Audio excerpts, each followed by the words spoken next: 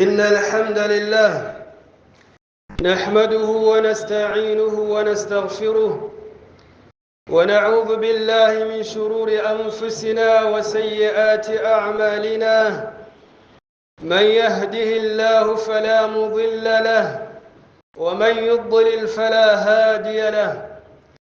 أشهد أن لا إله إلا الله وحده لا شريك له، وأشهد أن محمدًا عبده ورسوله صلى الله عليه وآله وسلم. يا أيها الذين آمنوا اتقوا الله حق تقاته ولا تموتن إلا وأنتم مسلمون.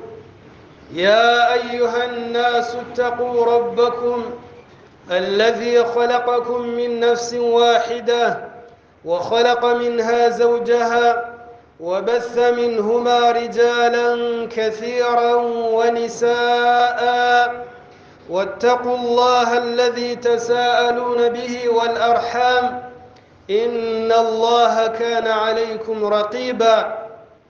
يا أيها الذين آمنوا اتقوا الله وقولوا قولا سديدا يصلح لكم أعمالكم ويغفر لكم ذنوبكم، ومن يطع الله ورسوله فقد فاز فوزا عظيما. أما بعد، فإن أصدق الحديث كتاب الله عز وجل، وخير الهدي هدي محمد صلى الله عليه وسلم، وشر الأمور محدثاتها، وكل محدثة بدعة، وكل بدعة ضلالة، وكل ضلالة في النار. اللهم إنا نعوذ بك من عذاب النار. نموشمر الله سبحانه وتعالى نقسمر مهر مجشاء ومحمد صلى الله عليه وسلم. أيها الناس عباد الله، أوصي نفسي أولا وإياكم بتقوى الله عز وجل. بقربوا الله دمجير إنما نانجني هيريه يكوت قرانغو نغتيني الله سبحانه وتعالى. فاتقوا الله عباد الله، فإن تقواه تعجب الدخول الجنة. بقربوا الله دتيني الله سبحانه وتعالى دشرم بكرغوا أمتجكوه tunitandukanye n'ibyatubujije kubera ko gutinya Allah subhanahu wa ta'ala ni impamvu ituma umuntu abona ijuru rya Allah subhanahu wa ta'ala. Wa ma'asiyatahu subhanahu tujibu al'adhab al'alim, ndetse no kuba umuntu yakwigomeka kuri Allah subhanahu wa ta'ala agakora ibyo yabujijwe, ibyo ngibyo nabyo biri mu mpamvu yatuma umuntu ahura n'ibihano bya Allah subhanahu wa ta'ala. Ndasaba Allah rero yuko nje namwe adushira muri ba bandi bagerageza kugandukira Allah subhanahu wa ta'ala, bagaha agaciro amategeko y'Imana bakayashyira mu bikorwa, ndetse igihe cyose bagaharanira kwitandukanya no kujya kure n'ibyo Allah subhanahu wa ta'ala yabujije. Ayuha almuslimuna ibadallah, فإن نعم الله علينا لا تعد ولا تحصى. فقرقوا الله إنقبر زاء الله سبحانه وتعالى كريت كويبقى لا تعد ولا تحصى. نينيش كان نانو قد شورا كزبرا قد تزرانجز. إنقبر زاء الله سبحانه وتعالى زره جرياتو الله سبحانه وتعالى دعا يمرو وزمبقي سنينيش نابقى كوازبرا قد تزرانجز. بل هي متتابعة بتتابع الليل والنهار. أهوب إذن رزاء الله سبحانه وتعالى zikomeza kwisuka kuri twebwe no kutugeraho, ziza zikurikiranye nk'uko amajoro n'amanywa bikomeza gukurikirana kuzageza ku munsi w'imperuka. يقول جل وعلا في كتابه، الله سبحانه وتعالى يرفزتي وآتاكم من كل ما سألتموه وإن تعدوا نعمة الله لا تحصوها إن الإنسان لظلوم كفار. الله تمجكري twarabahaye tubaha ingabire zacu tubaha ibyo mwadusabye byose. Ibyo twasabye Allah subhanahu wa ta'ala yarabiduhaye, ndetse hari n'ibindi Allah subhanahu wa ta'ala yaduhaye tutabimusabye. Hari ingabire Allah subhanahu wa ta'ala nyinshi aduha atari uko tubanje kuzimusaba. Allah kumeza avuga ati wa in ta'uddu ni'matallahi la tuhsuha. Rero uramutse ushatse kubarura ingabire za Allah kuri wowe, ukabarura imwe ku yindi, ntabwo izo ngabire za Allah subhanahu wa ta'ala wazibara ngo uzirangize.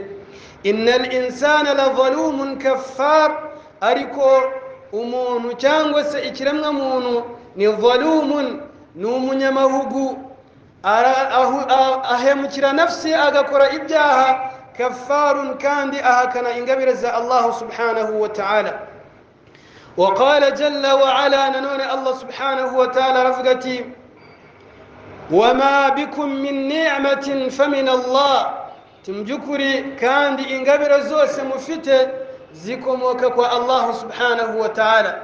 إنقبر يوس وتاتر زيكو أفته يابا إنقبر يوزما، يابا إنقبر يمتونغو، يابا إنقبر يربجارو، يابا إنقبر يوبجنج. إنقبر زوس دفته nahandi zikomoka uretse ko zikomoka kwa Allah subhanahu wa ta'ala.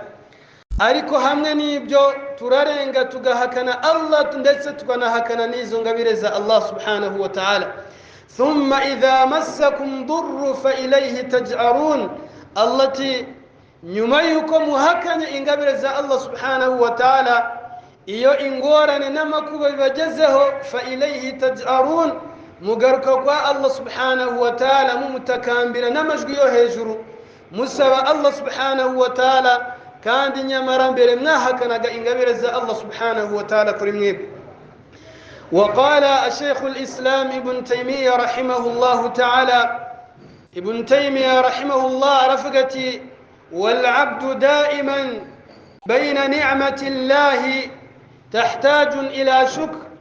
ngo umugaragu wa Allah subhanahu wa ta'ala igihe cyose abari hagati y'ibintu bibiri. Umugaragu wa Allah nge namwe ndetse n'abandi batarahangaha igihe cyose babari hagati y'ibintu bibiri, bayina ni'mati min Allah yahtaju ila shukr. Umuntu abari hagati y'ingabire ya Allah subhanahu wa ta'ala agomba gushimira Allah uko byagenda kose, wa dhanbin tahtaju fihi ila istighfar, ndetse n'umuntu abari hagati y'ibyaha cyangwa se icyaha yakoze agomba gusaba Allah subhanahu wa ta'ala imbabazi kuri cyo. Imma umuntu afite ingabire ya Allah subhanahu wa ta'ala agomba gushimira Allah, cyangwa se ku rundi ruhande afite n'icyaha yakoze, hari aho yarengereye mu mategeko ya Allah subhanahu wa ta'ala, agomba gusaba imbabazi Allah akamubabarira. Kubw'ibyo bagaragu ba Allah, nyuma yo kubona yuko ingabire za Allah subhanahu wa ta'ala ari nyinshi kuri twebwe, ndetse zihora zikurikirana zisimburana kuri twebwe nk'uko ijoro n'amanywa bisimburana, ni ngombwa yuko umuyisilamu ashimira Allah kuri izi ngabire Allah yamuhaye.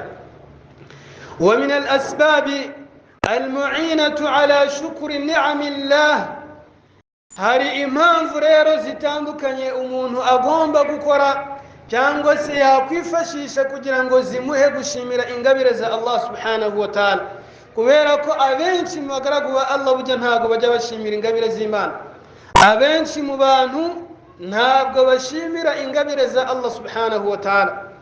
Hano rero hari ibintu bitatu umuyisilamu aramutse abimenye akabiha umwanya byamufasha gushimira ingabire za Allah subhanahu wa ta'ala.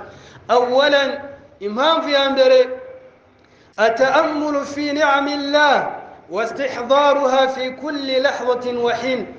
نكوا أمونو برنا بريات كرزا كونغبرزا الله سبحانه وتعالى زمكيكي، واستحضارها في كل لحظة وحين. إجاتو سبري منوتا أكزركنا إنغبرزا الله سبحانه وتعالى زركريوه، وعدم الغفلة عنها akirinda kuba yakwirengagiza cyangwa se akazindara kuri izo ngabire za Allah subhanahu wa ta'ala. Bayislam, kugira ngo ubashe gushimira ingabire za Allah ufite, nuko kwanza ugomba gufata umwanya wawe ukazitekerezaho, ukareba ku buzima bwawe ufite ukabona ko ari ingabire Allah subhanahu wa ta'ala.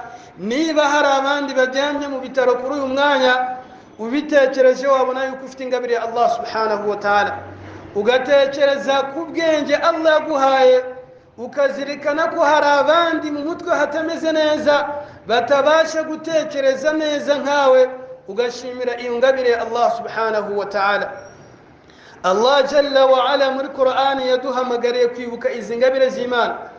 Allah aravuga ati ya ayuhan nasu uzkuru ni'matallahi alaykum hal min khaliqin ghayru Allah yarzuqukum minas samai wal ard la ilaha illa huwa fa anna tu'faqun. Allah subhanahu wa ta'ala arahamagara abantu muri rusange, ya ayuhan nasu, yemwe abantu abayisilamu n'abatari abayisilamu, uzkuru ni'matallahi alaykum, nimwibuke ingabire za Allah subhanahu wa ta'ala ziri kuri mwebwe. Buri wese nafate umwanya atekereze ku ngabire z'Imana ziri kuri we. hal min khaliqin ghayru Allah yarzuqukum minas samai wal ard. Allah arabaza ati ese hari undi muremyi mufite utari Allah subhanahu wa ta'ala ushobora kubahereza amafunguro aturutse mu kirere ndetse na hano ku isi? Yani zimwe mu ngabire za Allah subhanahu wa ta'ala ni ukuba tubona amafunguro ye aturutse mu kirere, tubona imvura alhamdulillah ikameza ibimera, ikaba impamvu yuko tubona n'amafunguro aturuka mu butaka. Ese hari undi muremyi dufite waduha amafunguro aturutse mu birere ndetse na hano ku isi? Allah subhanahu wa ta'ala fa anna tufakun, la ilaha illa hu, nta yindi mana ikwiye gusengwa mukuri uretse Allah subhanahu wa ta'ala. Ese ni kubera iki tuteshukane dushimire Allah kuri izo ngabire ze? Ahangaha Allah subhanahu wa ta'ala aradukangura, anaduhamagarira abantu muri rusange yuko twazirikana ingabire za Allah subhanahu wa ta'ala ziri kuri twebwe. أيها الناس عباد الله فإن كثيرا من الناس يتنعمون بشتى أنواع النعم. أبنش مبانو bari mu ngabire za Allah subhanahu wa ta'ala nyinshi cyane, mimma akulin, yaba ingabire zijyanye n'amafunguro, alhamdulillah abantu babona amafunguro, wa masharibin, bakabona n'ibyo kunywa, wa marakibin, ndetse hari n'abo Allah haye ibigenderwaho bafite bafasha muri transport, wa masakinin, abandi Allah mu ngabire bahaye amazu meza, alhamdulillah. Izo ngabire zose abantu baba bazifite, wa ma'a dhalika la yastash'uruna bihadhihi an-ni'am, ariko ugasanga umuntu hamwe n'izo ngabire Allah muhaye ntabwo azireba ngo abone ko ari ingabire, ahubwo abona yuko ntaho aragera. Niyo mpamvu ushobora gusanga umuntu kuri uyu munsi umuntu agatinyuka akavuga ati muri iyi minsi ndatinya, muri iyi minsi ndakenye, meze nabi, ntakomeze. Wamureba ugasanga alhamdulillah arajya mu gitondo saa sita na nimugoroba, wamureba alhamdulillah ugasanga afite ubuzima bwiza, ntabwo arwaye, ntabwo ari mu bitaro. Wamureba ugasanga alhamdulillah afite aho ari buze gutaha kandi hameze neza. Bayisilamu, amagambo nk'aya ngaya ni bugize guhakana ingabire za Allah subhanahu wa ta'ala. Umuyisilamu agomba gufata umwanya akitekerezaho, akareba ingabire za Allah zimuzungurutse, izigaragara ndetse n'izitagaragara, agazishimira Allah subhanahu wa ta'ala. Niyo mpamvu Allah subhanahu wa ta'ala muri suratul Luqman yavuze ko hari izindi ngabire burya abantu baba bafite ariko zikaba zitagaragara cyangwa se batabona yuko ari ingabire z'Imana. Allah jalla wa ala yaqul wa asbagha alaykum ni'amahu zahiratan wa batina, ngo twabasenderejeho ingabire zacu zahira, izigaragara wowe ubona ndetse n'abandi bantu bareba bakavuga ati masha Allah kanaka Allah yaramuhaye, wa batina, hari n'izindi ngabire Allah duhaye zihishe umuntu atabona keretse afashe umwanya akicara agatekereza neza. Ibyo byose rero umuntu agomba kubishimira Allah subhanahu wa ta'ala. Ubwibyo hagaragara Allah, impamvu ya mbere yagufasha gushimira ingabire z'Imana ni ugufata umwanya wawe ugatekereza ku ngabire za Allah subhanahu wa ta'ala ufite, ndetse ukazishimira Allah jalla wa ala. Iyindi mpamvu ya kabiri, athani mpamvu ya kabiri yagufasha gushimira Allah subhanahu wa ta'ala an yanzura kullu wahid minna ila man huwa asfala minhu, nukuba buri wese muri twebwe yareba wa wundi uri munsi ye.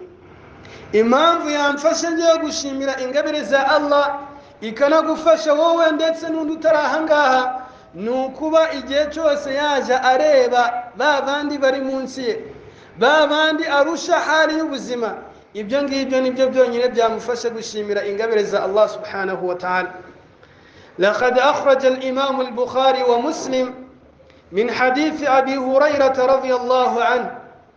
إمام البخاري ومسلم باكر حديث يترسك أبي هريرة إمام نيشمر أن النبي صلى الله عليه وسلم قال يوكو إن محمد صلى الله عليه وسلم يفزتي انظروا إلى من هو أسفل منكم ولا تنظروا إلى من هو فوقكم. إن محمد صلى الله عليه وسلم يتجد سبا إسلام رابقرتي igihe cyose mujye mureba ba bandi bari munsi yanyu muri hali y'ubuzima n'imibereho.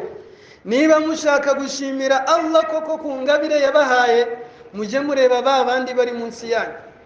Ushaka gushimira ingabire y'ubuzima, reba abantu bajyamye ku bitaro bamaze amezi n'amezi mo hariya.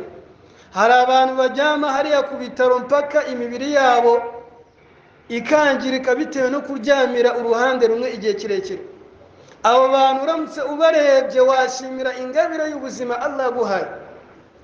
Reba abantu badafite amacumbi, badafite aho barara cyangwa se bahora bimuka bakodesha bashakisha imibereho, wewe ushimire ku nzu Allah yaguhaye nubwo yaba idatunganye cyangwa se itari inzu hambaye. Yani umuntu ashaka gushimira ingabire ya Allah narebe ba bandi bari munsi ye. Wala tanzuru ila man huwa fawqakum, nimuzarebe ba bandi bari hejuru yanyu. Fahuwa ajdaru alla tazdaru ni'matallahi alaykum. Ibyo ngibyo nibyo bizabafasha kudahakana ingabire za Allah subhanahu wa ta'ala ahubwo mukazishimira.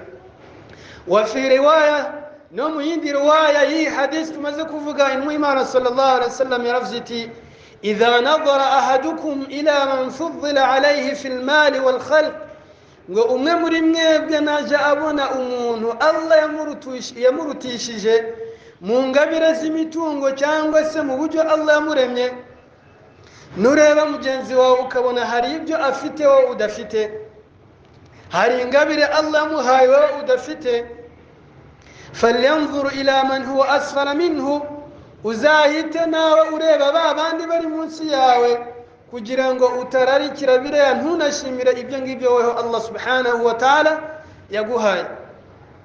قال ابن جرير في شرح هذا الحديث, ومن يويت ابن جرير أصبان رأي حديثي يرفزتي هذا الحديث جامع أنواع من الخير, وإي حديثي ويتجرز واسانغ إكوسان يجئبجي زبينشتان, لأن الناس إذا رأى من هو فوقه, kuberako iyo umuntu arebye umuntu umurusha hali y'ubuzima cyangwa se wa wundi Allah haye ingabire nyinshi kurenza izo we afite, talabat nafsuhu mithla dhalik, nafsi ye cyangwa se roho ye ihita irarikira biriya ikanabyifuza.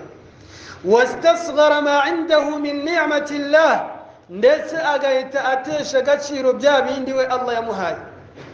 Wewe uri kugenda mu nzira alhamdulillah, hari ingabire Allah subhanahu wa ta'ala guhaye z'ubuzima, ubonye mugenzi wawe ari kugendera mu modoka nziza alhamdulillah Allah yamushoboje kwigeraho, hanyuma ugahita ubona wewe nta ngabire za Allah ufite kubera ko udafite imodoka nk'iri, ariko ubanje ugashimira izo ngabire ufite ukanareba n'abari munsi yawe, waha agaciro izo ngabire za Allah subhanahu wa ta'ala. Niyo mpamvu Ibn Jarir avuga amagambo akavuga ati iyo umuntu arebye wa wundi umurusha ingabire, nafsi ye cyangwa se roho ye ihita yifuza nka biriya. Wastasghara ma indahu min ni'amillah, ndetse agahita atesha agaciro bya bindi we Allah yamuhaye. Wa amma idha nadhara ila man huwa asfala minhu, naho iyo umuntu arebye kuri munsi ye, dhaharat lahu ma indahu min ni'amillah, uhita ubona ingabire za Allah subhanahu wa ta'ala ufite. buri wese muri twebwe nihereyeho ndetse namwe muri hano, buri wese arebye umuntu uri hasi ye mu buzima yahita amenya yuko hari ingabire za Allah subhanahu wa ta'ala nyinshi afite, akanazishimira Allah subhanahu wa ta'ala. Siko bimeze abayisilamu. Rero iyi hadisi ikusanyije ibyiza byinshi, yibaye twagafashe umwanya buri wese akagerageza kuyishyira mu bikorwa kugira ngo bimuhe gushimira ingabire za Allah subhanahu wa ta'ala. Asababu thalith, impamvu ya gatatu yafasha umuntu gushimira ingabire za Allah subhanahu wa ta'ala, an ya'lama al-insan anna Allah subhanahu wa ta'ala yas'aluhu yawm al-qiyamati an shukr hadhihi an-ni'am. Nuko umuntu yamenya neza yuko ku munsi mperuka Allah subhanahu wa ta'ala azamubaza uburyo yashimiye izi ngabire ze. Izi ngabire Allah duhaye, ingabire y'ubuzima, umubiri Allah guhaye, kuba ufite amaso abatayafite, kuba ufite ingingo z'umubiri zuzuye zikora neza hatari abatazifite, n'izindi ngabire zose dufite, tujye tuzirikana yuko Allah subhanahu wa ta'ala azazitubaza ku munsi mperuka niba koko twarazishimiye. Allah subhanahu wa ta'ala ravuze muri suratu al-Isra, ولا تقف ما ليس لك به علم إن السمع والبصر والفؤاد كل أولئك كان عنه مسؤولا. الله رفقتي uramenye ntugahagarare kubyo udafitiye ubumenyi, ntugahagarare cyangwa se ngo ukurikire ibintu udasobanukiwe udafitiye ubumenyi. Inna sam'a, kandi mu by'ukuri amatwi, والبصر ndetse n'amaso, والفؤاد n'umutima, كل أولئك كان عنه مسؤولا. ibyo byose ku munsi mperuka Allah azabitubaza. Allah azakubaza kuri ingabire y'amatwi yaguhaye uburyo wayikoresheje mu gushimira Allah subhanahu wa ta'ala. Allah azakubaza aya maso yawe uburyo wayakoresheje, hari abandi Allah atahaye, ntabwo Allah azigera agira icyo ababaza. Allah azakubaza ku mutima nama wawe no gutekereza kwawe, Allah azakubaza uko wabikoresheje. N'izindi ngabire zigiye zitandukanye z'ubuzima, ibyo byose Allah azazitubaza ku munsi mperuka. Nanone Allah subhanahu wa ta'ala yaravuze muri suratu Takathur, Allah aravuga ati thumma latus'alunna yawma idhin 'anil na'im. Nyuma yuko yari amaze kuvuga ko abantu bazabona umuriro wa jahannama bakawubona imbona nkubone, uyu muriro wa jahannama batubwira igihe cyose Allah azawuzana imbere yacu tuwurebe abantu bagiye kuwinjiramo. Hanyuma kuri uwo munsi thumma latus'alunna yawma idhin 'anil na'im, buri wese azabazwa ku ngabire intoya n'inini Allah yamuhaye. Ingabire yose uzi n'utazi zose Allah subhanahu wa ta'ala azazitubaza. Rero umuntu aramutse amenye yuko ingabire Allah subhanahu wa ta'ala azamubaza uko yazikoresheje, yafata umwanya agashimira Allah subhanahu wa ta'ala.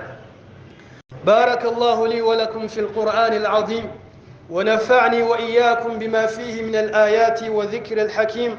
أقول قولي هذا أستغفر الله لي ولكم ولسائر المسلمين من كل ذنب فاستغفروه إنه هو الغفور الرحيم وهو البر الكريم.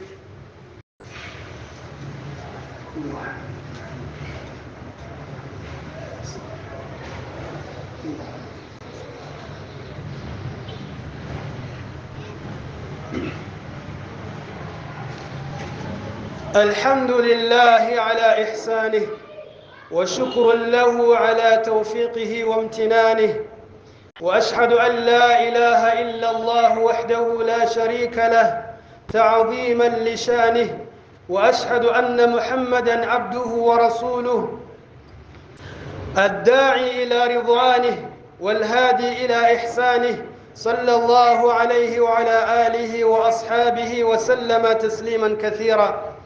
أما بعد، يميد وقرب الله قد يسأل السائل كيف يكون شكر العبد ربه على نعمه. ومن شركي بزتي أسي نقول ومن ياشمر إن قبر الله سبحانه وتعالى، نقول ومن ياشمر الله كن قبر إنين هو يا الله دهاي. نعم أقول لكم مقصود زي تشبس وقرب الله يكون الشكر بالتحقيق 3 أركان ubundi gushimira Allah subhanahu wa ta'ala bigerwaho iyo umuntu yubahirije inkingi eshatu cyangwa se ibi bintu bitatu bikurikira kugira ngo umuntu avuge ngo yashimiye Allah subhanahu wa ta'ala mu buryo bwuzuye nuko yatunganya izi nkingi eshatu cyangwa se agakora uburyo butatu icyambere wahiya ashukuru alqalb nukuba umuntu yashimira Allah subhanahu wa ta'ala ku mutima we wa shukuru lisan ndetse agashimira Allah subhanahu wa ta'ala akoresheje ururimi rwe wa shukuru aljawarih ndetse akanakoresha ingingo ze z'umubiri mu gushimira Allah subhanahu wa ta'ala ibi bintu bitatu umuntu abikoze abashimiye Allah subhanahu wa ta'ala amma shukuru alqalb gushimira Allah subhanahu wa ta'ala ku mutima أن يعرف القلب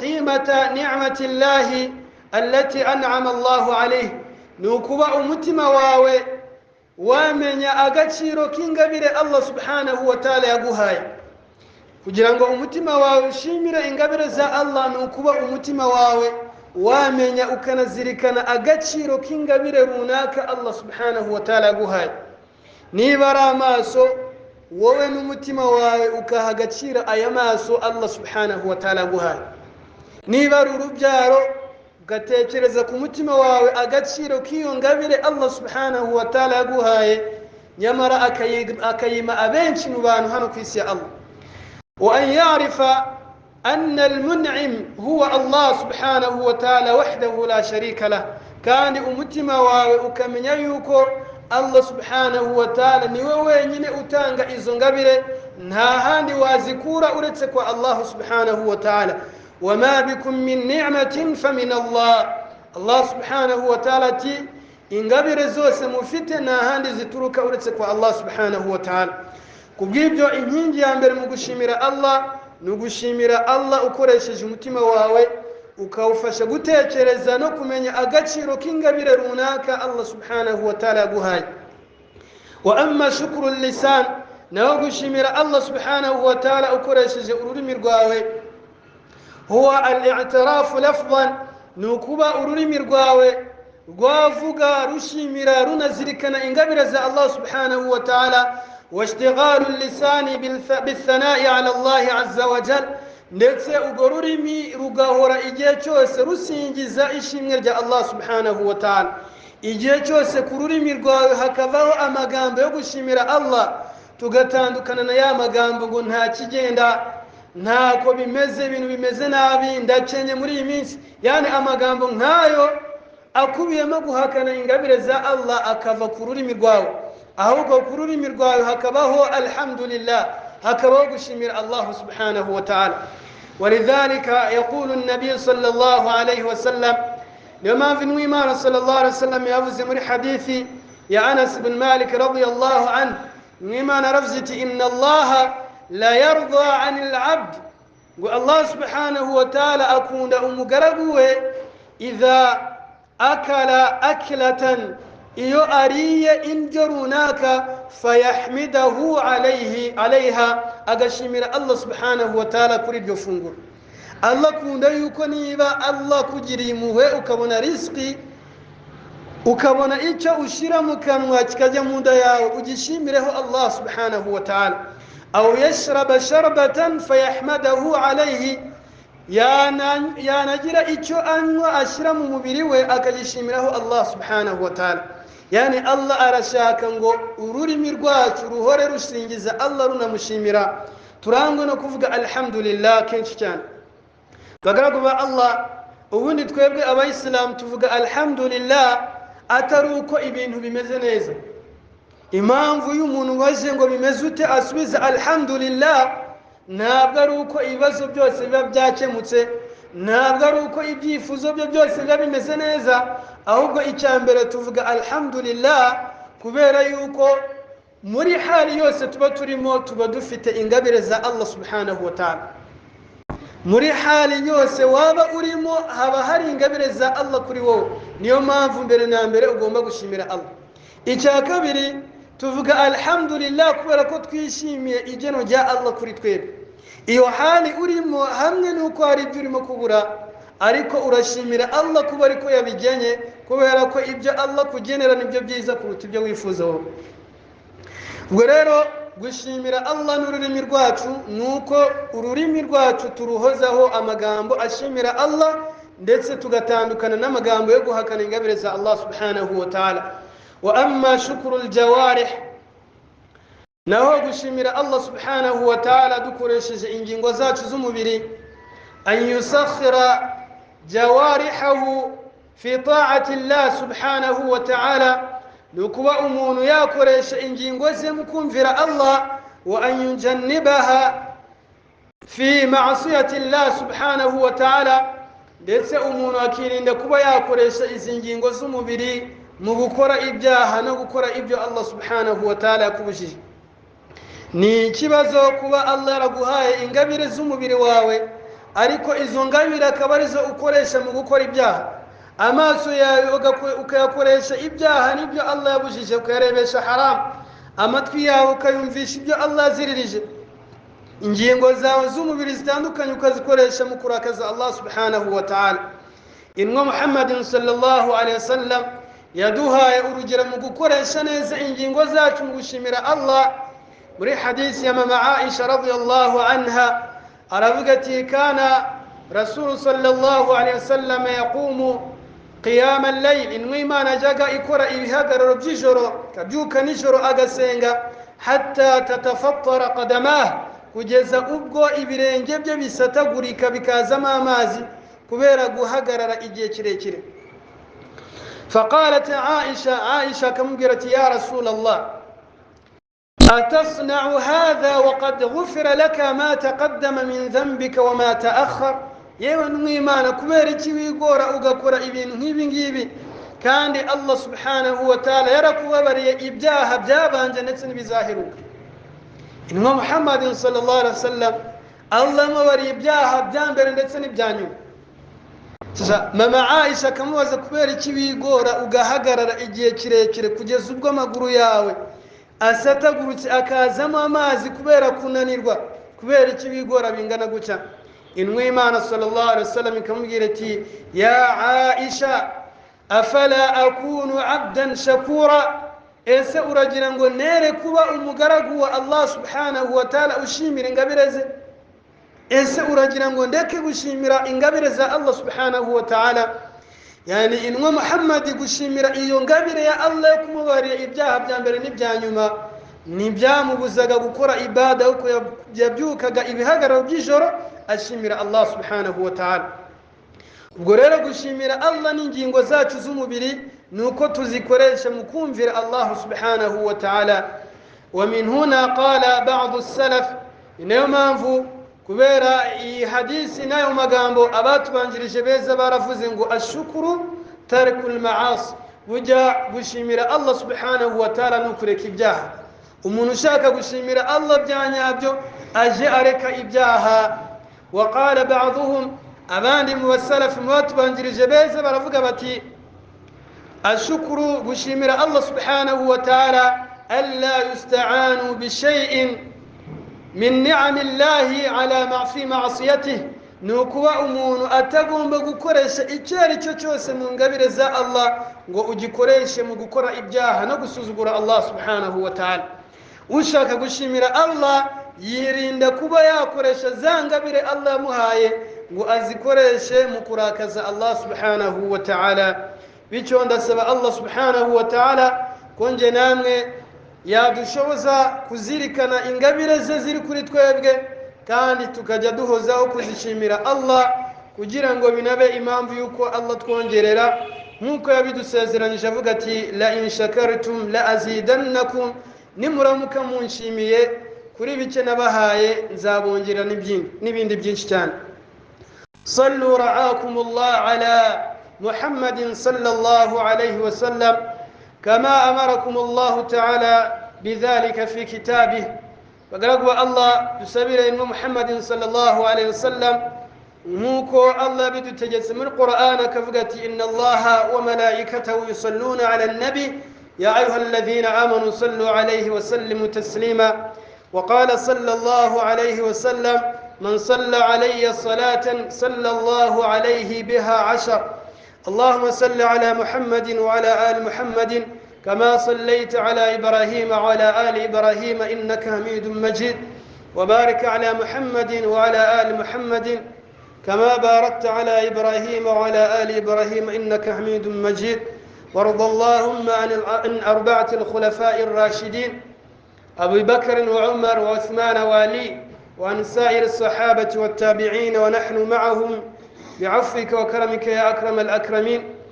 اللهم أعز الإسلام والمسلمين وأذل الشرك والمشركين ودمر أعداءك أعداء الدين.